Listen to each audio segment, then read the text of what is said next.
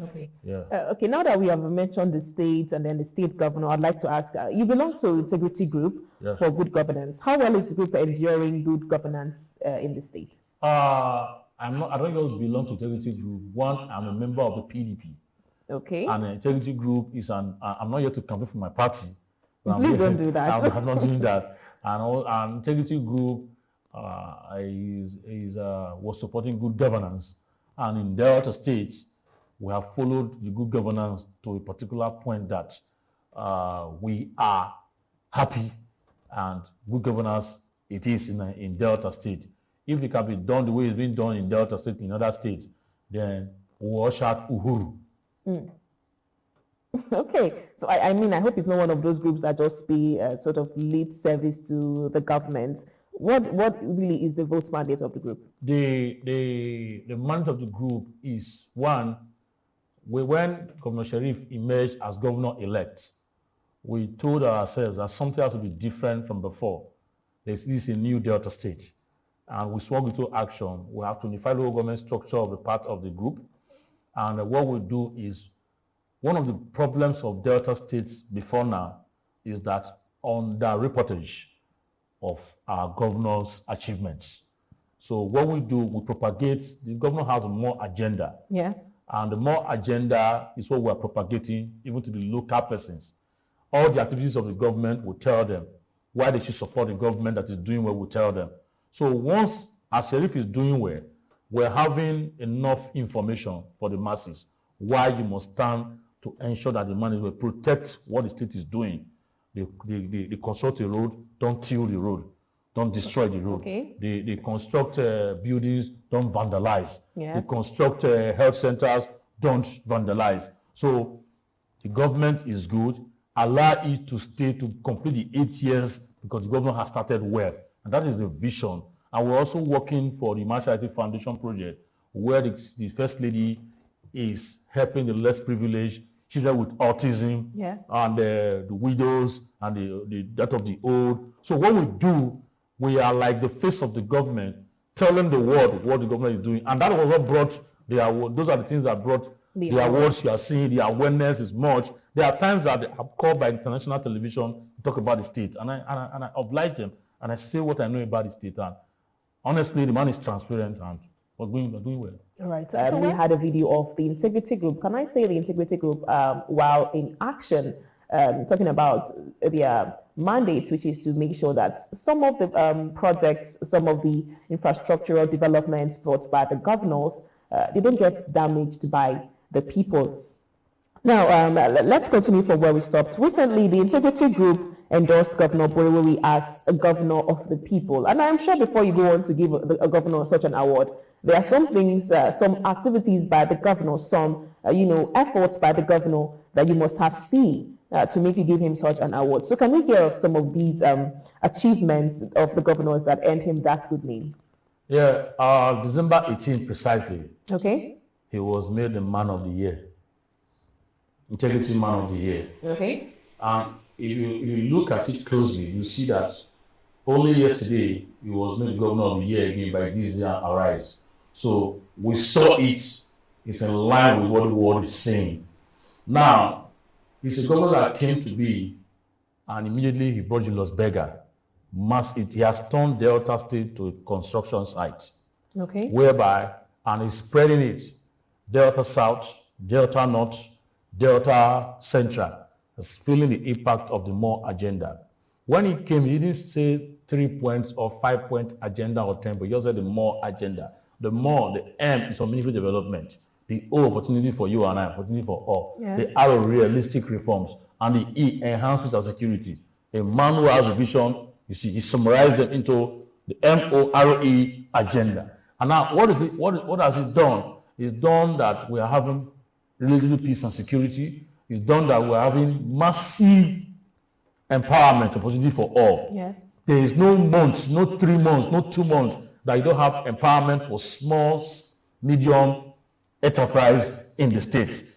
It is not for only PDP members. It is open to all. They advertise and people come in. You have the data declares, you have the market women, you have, just name it. Now, the health sector is building the entire 25 AG health centers again, total renovation and to standard. The hospitals, they are wonderful. The universities are being expanded. Then above all, the prompt payment of salaries, the payment of salary arrears, the payment of bursaries to students is enormous. And those are the things that have given him, we made him not just man of the year, we endorsed him for a second tenure in December 18. At the same time, this day has given him the same award based on the more agenda that he has tackled 90%. Okay. A+++.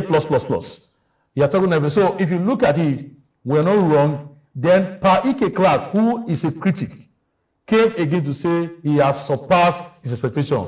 He deserves a second tenure. So these are testament. And what the technical group is doing is that we are propagating the people and enlightening that this is what the man is doing. So it is not shielded as if it's a secret thing. Before now, you see a governor doing a thing and it's not being heard. So what you do, you just say he's not doing anything. No, we are promoting good governance. So we are promoting what Governor Sheriff is doing, and what made us make him man of the year and every second tenure is what I've just listed for you. It's too numerous to mention in just in few minutes like this. Oh, and it's spreading all over in the three senatorial districts. We have projects going on in Asaba. If you go to Somi Junction now, opposite that would have been years damage is being done now. If you go, the flyovers, we've not seen such things in Delta State before. There are commissioning projects in the riverine area. This time already created commissioner for riverine projects. Okay, so pay special attention to it. That's it became a class. So if and he's down to earth and he hasn't borrowed a dime. He has paid over 200 billion naira of the debt he met in office of the state. So how else should we do to encourage him, give him a pat at the back by saying, hey, boss, you are the man of the year to do more for us. Last night we were being interviewed. He said, what do you feel now? He said, this is to do more for Deltans. You talked about him not having borrowed a dime. Yeah. So he's been, funding all of these projects solely internal generated revenue and states and FAC. What comes from FAC? That's what he's using. He hasn't borrowed. The only money they are carrying rumor he borrowed was he didn't borrow it for state project. He did that to sort out the primary school teachers were owing. So they are paying that money from the same account back to where it was borrowed from. Not that Governor Sheriff borrowed money from anywhere to execute anything in Delta State. Yeah, wow. He hasn't borrowed a dime. And yesterday it was said again live that the MC of the day organized he was talking about the event anchor of the day. Yes. We're talking about Governor Sheriff has not borrowed a dime to Delta. He has not. And he has not owed salary for one day. That's an interesting one. He's shrewded. He's a prudent person, a shrewd politician, a down-to-earth person, humble, respectful, just name it. So he has no time for frivolities. What he does is go for the kill, and he delivers. So your role now with the integrity group is basically to sort of blow his trumpet. It's not really blow his trumpet. It is to make people understand that the more agenda is a way of life. Okay. And that's the theme of the program we did on the 18th is a way of life. We had about 4,000 delegates from parts of the state in Oke Hotel in Asaba. And let me tell you, it is not sponsored by the government. It is self-sponsored. We have done so much, hundreds of millions for the government, propagating the agenda without support from the government. I'm not telling you a cook story, I'm telling you the truth about it. So people think that it's part of, no, we are trying to make sure that the integrity moves will even outlive Governor Sheriff Oborewori. Okay. We will be the watchdog. But when we want to advise, we don't criticize your leader publicly. We go in there, we can do this and do that, that's it. But if you abuse this government, we say you are an enemy of the state. We have an advert to that effect. You cannot abuse this. Government is at its best in Delta State, ever. Okay, so you started by establishing the fact that you are from the same political party with the governor. I am. So, for instance, an opposition party, let's just say, for instance, comes into power. It's impossible. Just hold on. Just hold on. It's impossible. Just hold on. Okay, so I mean, just for instance, I mean, would you see the good in that governor as much as you have seen in the present governor? Let me rephrase your question by myself. Okay. Let's take, for instance, another governor emerges. Yes. and Not not from your political we are party. Deltans.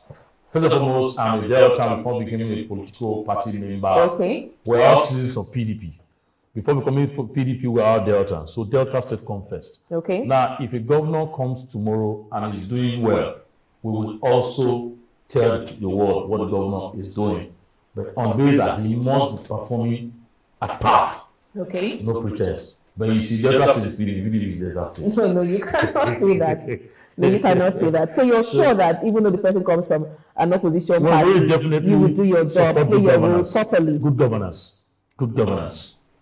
You see a governor that goes to the road and check the constitution of the person is wrong or right, they will put sand and put that in all cement, they will crack it and say, look, I'm sanctioning the contractor. Have you seen that before in Delta State? You've not seen that before in Delta State. So people are also saying that he should remain in his office. No, you should go and check what he's doing.